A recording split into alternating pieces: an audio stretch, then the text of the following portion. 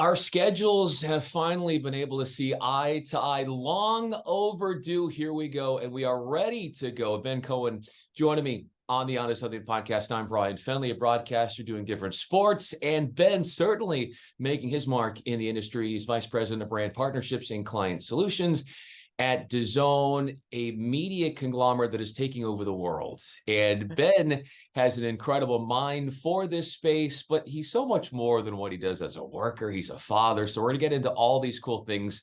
Ben, as you know, we extend this conversation beyond just the working world, and we're looking forward to having you on. Thanks for doing this. Yeah, thanks so much for having me. Really looking forward to it. Huge fan of the podcast, so glad I could be a guest on it.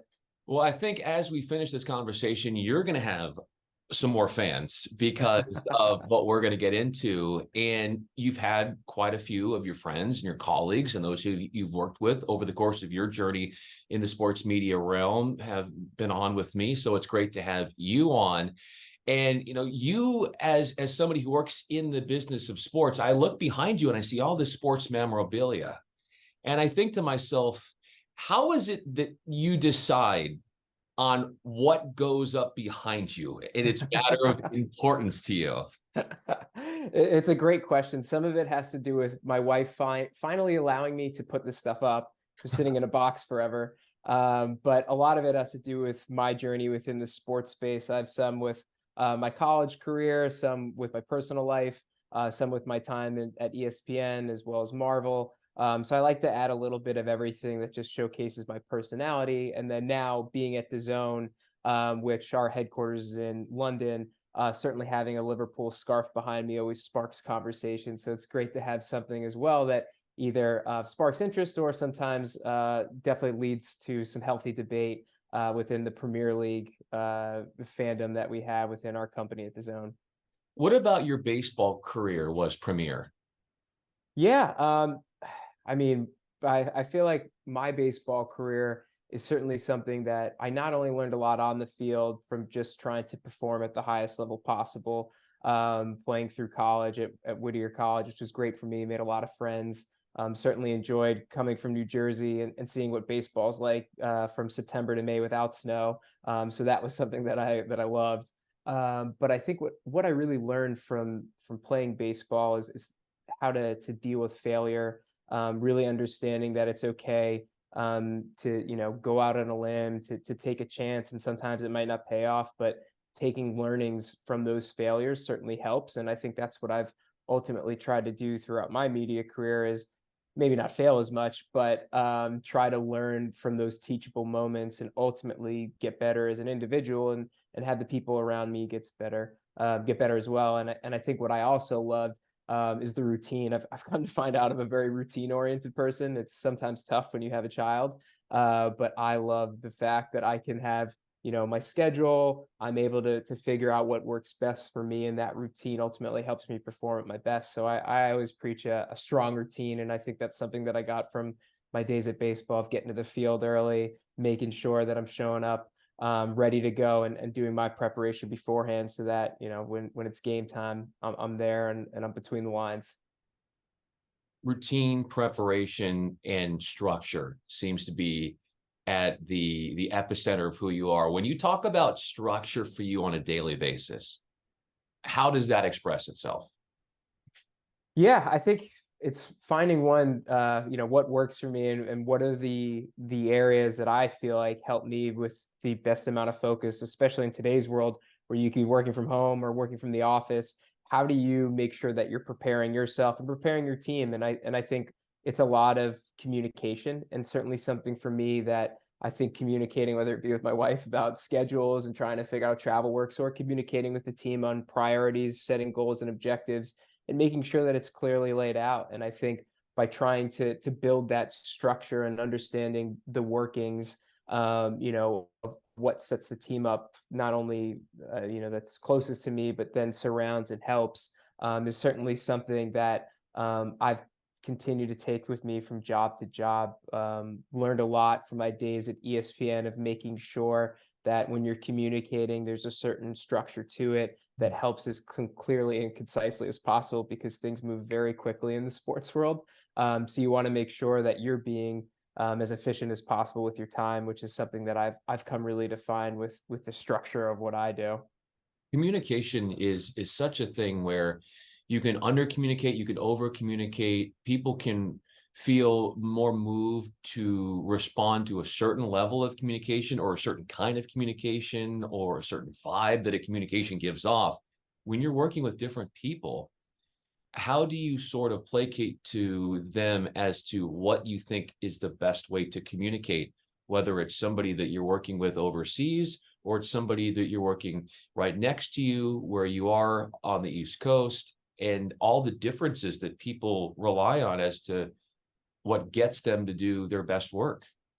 Yeah, language can sometimes be a barrier with our company being the world's largest global sports broadcaster. There's certainly teams I've talked to in Italy, Spain, Germany, Japan. So it's been great to really been to exposed to different leaders in the industry, especially in our organization. And I love the fact that I'm able to communicate with these individuals in different ways. And I think what I've found is successful for me is just to be personable. I think it's something of, not only trying to make meetings efficient, but also listening. And I think a lot has to do with that, of being able to listen, which helps you be personable by not just talking at somebody, but talking with someone.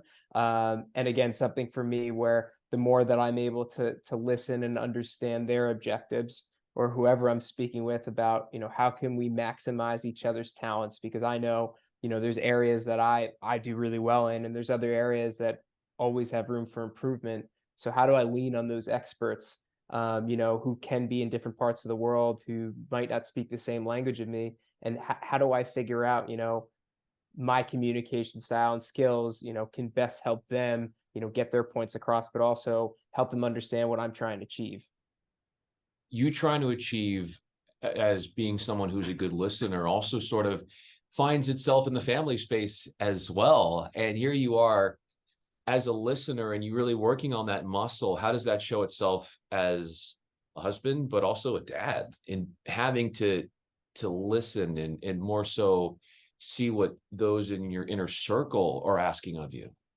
Yeah, it's certainly one that felt like jumped right into it. I've never been prouder to be anything than a dad, and it's certainly something for me that I find is the best job in the world. Our daughter Kylie was diagnosed with Williams syndrome. We found out early on, which is a rare genetic condition that occurs randomly and is present at birth. It's a microdeletion within her genes, and within that, there's certain medical conditions that comes, developmental delays. So we have a team of doctors and specialists that are around us.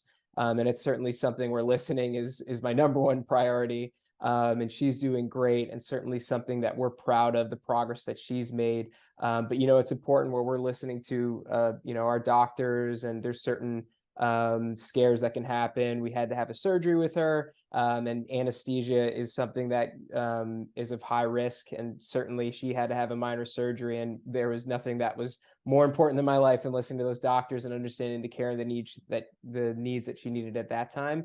And I think that's ultimately helped me also be more compassionate and understanding, as not only a dad, but also as a person within the workforce, and trying to not only go about my day-to-day, but post-COVID, really trying to get to know the people that I work with, and trying to get a better understanding of what they do, because I think it's so great and so fascinating to not only speak with people in my organization, but with people within the industry, and learning about their experience. And what I love so much about your podcast is, again, learning about individuals outside of the space, because I think what you find is, people do go through struggles, and there are instances where, life isn't easy. And what you come to find out is that, you're not the only person that actually goes through it. And I think you can really take learnings and listening and advice from others, moments, and try to help shape positive ones in yours.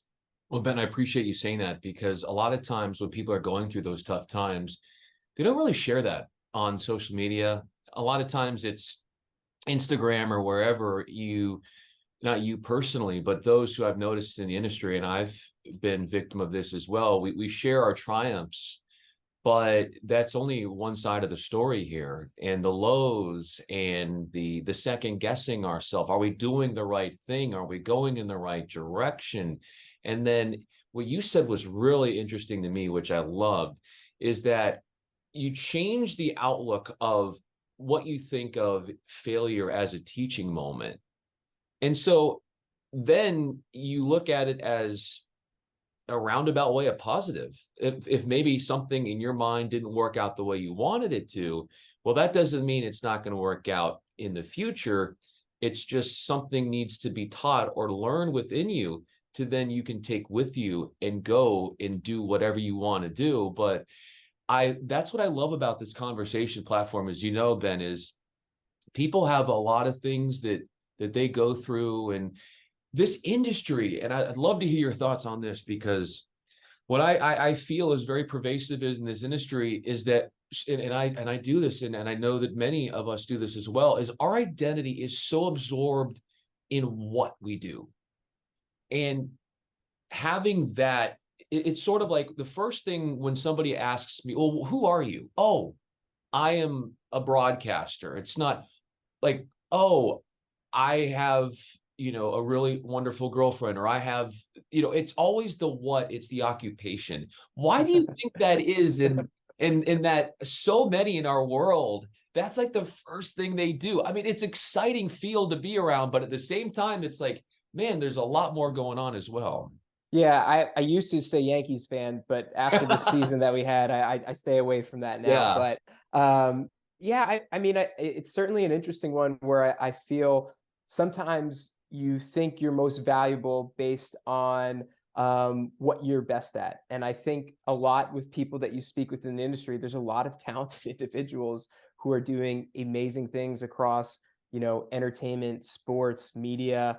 And so when you get caught up in a lot of these conversations, you want to learn more. And I think you hear about what people work within the industry and what they're doing, and we're all so inquisitive that we want to say, oh, tell me more about that. But I think to your point, work is only half of my, if that half of my time. Like I'm a dad. I have other interests that go within it, and I think to your point, there is a lot of interesting tidbits out there about others within the industry, but there has some of this inquisitive mind that goes into it, where people meet with each other and they want to learn more about what they do. And sometimes the most important part is what they do outside of work and not necessarily in it. That is a great point. And to those other interests that you are alluding to, what about them piques your interest in your curiosity, I should say? Yeah, I think my free time, I do love to golf, which is one thing that I've certainly enjoyed. And after I realized I wasn't going to be a professional athlete at, I don't know, the age of 8, I Pretty certainly said to early. myself, I saw the others around me when I was in college playing my D3 sports. I was like, I'm good, but I'm not that good.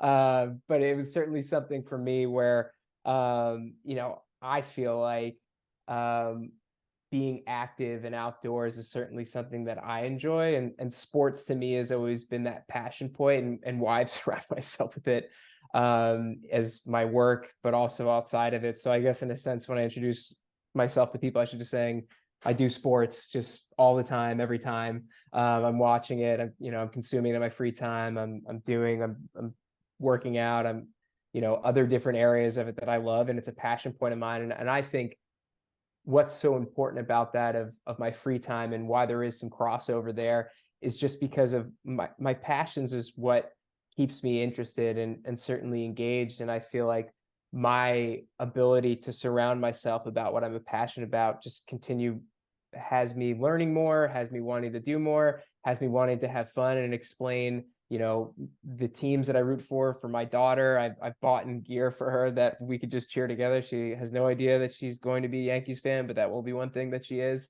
And it'll certainly something that we'll, hopefully enjoy together. But I think for me, my personal life certainly does cross over sometimes, just because of my passion for sports.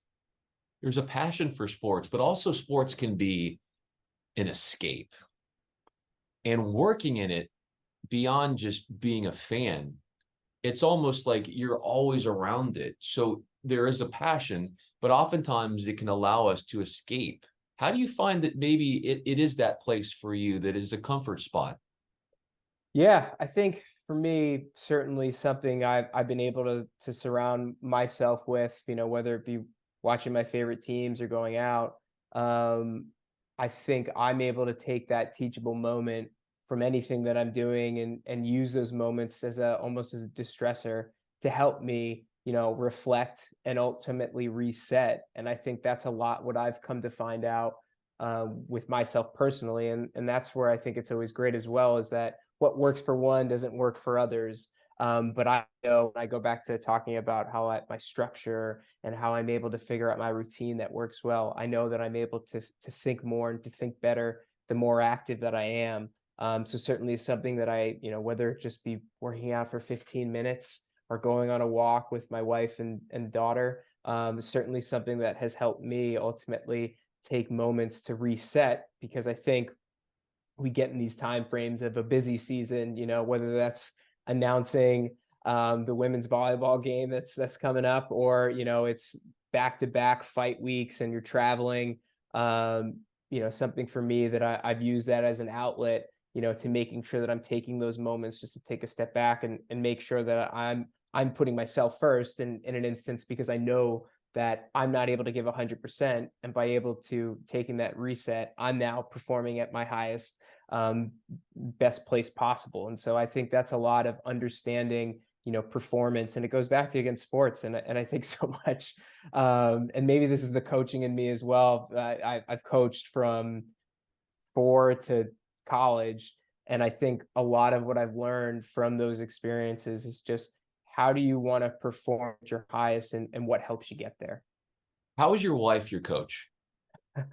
Yeah, I think she's somebody for me that I'm truly lucky is a smart individual, a leader in her industry, and certainly talking insurance is what she works in. But there's crossover. There also isn't, but I think it's opportunity in areas where we're able to explain something that's going on and troubleshoot and provide learnings to each other, which has been great. And I think, we also do a lot of coaching with our personal life, and just making sure that when another person needs to reset or another person needs their time, the other one's there to pick up. And I think that's also again, the great thing you find out about sports and why it's so applicable to everything is that everybody performs at 100%. And it's certainly something for me where I'm not shy. I never shy away that, like, this isn't me at 100%. And that's where we do such a great job of communicating with each other. And that communication and continued push to communicate certainly helps me make sure that, when I need those moments to reset, we're both figuring out, how we do that to ultimately help us both out to be there and to be 100% there whenever we can be. You're 100% there when you mention this, when your wife and your daughter are going for a walk, and there's obviously the communication, but then there's the nonverbal communication and the resetting that goes into all of this. What do you see in life during those moments with your family when you could step aside from everything else that is going on, all the hustle and bustle of your work responsibilities and everything else that goes into being a dad, but just those precious moments with the three of you? What do you get from those experiences in nature? You mentioned you're an outdoorsman, so being in that nature that you don't find anywhere else in your life. Yeah, I mean, it's certainly a great question, and certainly something where, it's those moments where you're able to reflect that helps drive you to want to be better in other aspects. And I think that's certainly something for me where I am, with my family, and I'm hanging with there, and I'm thinking about, not just going on a walk, but what could we do today that, helps, provide us a little bit more enjoyment? What can we do today that helps, want us to be together more, and help do other activities together? And I think I'm always trying to reflect and really appreciate just how lucky I am, to have a daughter with such a rare genetic disorder. And to see her continued growth every day is just amazing, and celebrating those milestones. And I think that to me has been something that I've never been more proud of, and something to me that is just more special. And I think, I love every moment where a new thing happens, and every parent will say this, I think, in whatever walk of life or whatever they have going on. You come to find that those moments and milestones just mean so much more. And then you're trying to figure out how you continue to make more of those moments just because of how exciting they are. There's so much there that you said that was wonderful. And there's the milestones that you're celebrating as your daughter grows. As you grow as a dad, how much pressure then do you put on yourself to be that dad, that man in a proverbial sense, the man in shining armor for your daughter, to be everything that you want as far as a dad, so that she can look at you and say, that's my dad? Yeah, I think it's just being present, and I think that is in so many different walks, and can be in so many different instances where, if I am traveling for work, the time that I am able to talk with her, it's just making sure I carve out, and I make sure when I do travel, I'm always scheduling time to speak with her, and FaceTiming with her. And then when I am there, it's also, making sure that I'm 100% present, and that if I need to step out and I need to take a call, making sure that I'm not just leaving the situation, and then when I'm coming back, I'm staying on my phone, and not being able to unplug for a few moments. And I think that's been something important to me, of finding those areas where I can unplug for a minute. And it's not just signing off for a full day. It doesn't need to be that. It can be the moments in between 5 and 7 when I'm getting ready for bed and we're having dinner together, and it's just is so great. We're maximizing that time together, and really just trying to do everything we can to enjoy her laugh, her talking, her walking, and just being goofy. Being goofy is a Cohen thing. It has to be. That's why you guys seem to have so much fun. And fun is sports. Fun is your life. And so much of your life is described in, as we started out this conversation, is what is behind you.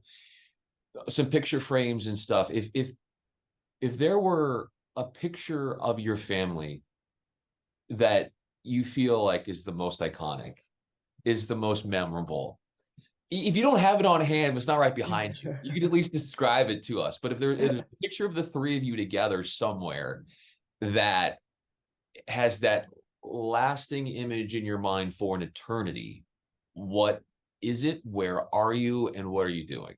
Yeah, it's not there. My first child, which is our dog, who now is not the most important person anymore, is in there. That's a picture of when my wife and I got engaged, which is just one part of our fun story.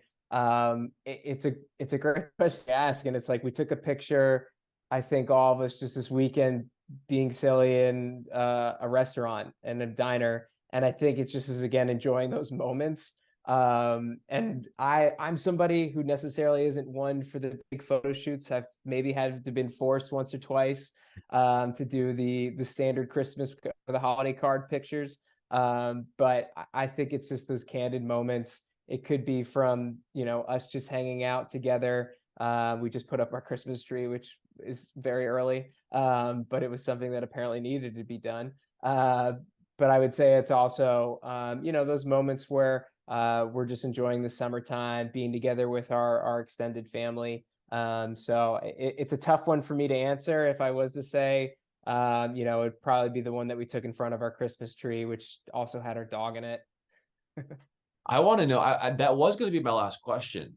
But then when you have a dog that now has to play second fiddle to an actual human being, how does a dog handle that? He certainly still does. He still thinks he rules the roost. So I think he doesn't get the message yet. But I think he's great. He's certainly somebody. He's named after. Above is actually a picture of Ken Griffey Jr., who he's named after Griff. And a fun story actually about that picture. Before my time within professional sports, I worked in the not-for-profit world. And it was actually a student of mine who drew that picture of Ken Griffey Jr., which was just so serendipitous for me to come across this art. He does art now, and was able to buy something and have that now in my office. It just is another part of my life, and just a great way to capture so many different things that were important to me. To take what you just said and to put a bow on this conversation, you mentioned baseball, you mentioned Ken Griffey Jr. It's so hard in professional baseball, as you know, to hit 300 for a career. But if I'm looking at your life and I'm looking at all the things that you're doing, you're a lifetime over 300 hitter. That includes being a dad. That includes being at the zone. And the cool thing about all this is the introspection that you have and the presence that you have for your family. And that's what I love about this, because that can be really hard to do and to master that. And it's never a mastering. We're always learning right along the way. But for you to have that carved out time for your family and then just crush it in the working world. And then one of these days, I'd love to go out on the golf course with you, because I'm sure you there as well. Ben Cohon, I'm Bryan Fenley. Ben, of course, Vice President, Brand Partnerships and Client Solutions at DAZN. Thanks so much, Ben, for doing this. This was a lot of fun. Thanks, Brian. It was great. I had a great time chatting with you.